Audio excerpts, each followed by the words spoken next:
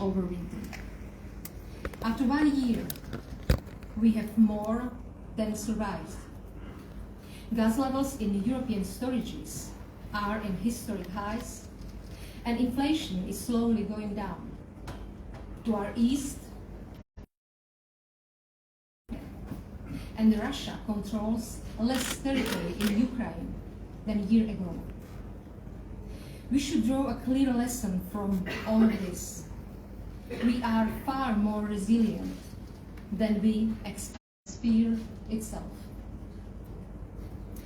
There are concrete reasons why we are in the better position today than a year aren't working, or that we must only focus on narrow national interests. The developments of the past 2 years already prove that these critics are wrong. Secondly, it was our solidarity which improved our position. Solidarity amongst the EU and NATO and with our partners. In response to Russia's full-scale invasion on Ukraine, NATO allies increased their presence on the eastern flank. And we will continue to do so also through the decisions we take at the NATO summit in Vilnius next month. To reassure our citizens and to send a clear message to our opponents that every inch of NATO territory is and will be defended. We already welcomed Finland as a NATO member and of course expect Sweden to join very soon. Our solidarity with our partners has benefits for our own security. By helping the Ukrainians, we are helping to keep Russian aggressor further away from our borders. But let's remember that Ukraine is doing so at an enormous cost. No one would imagine that Europe in the 21st century would have places such as the Ukrainian village of Yahidna.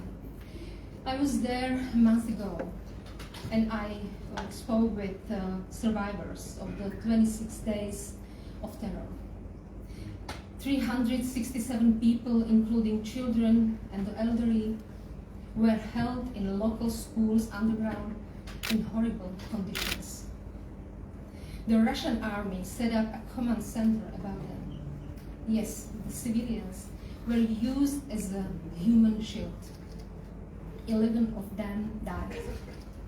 We don't know how many more Yahidnas are on the occupied territories, but it's our duty under the UN Charter to help ensure that none remains, and that those who committed such crimes are held accountable.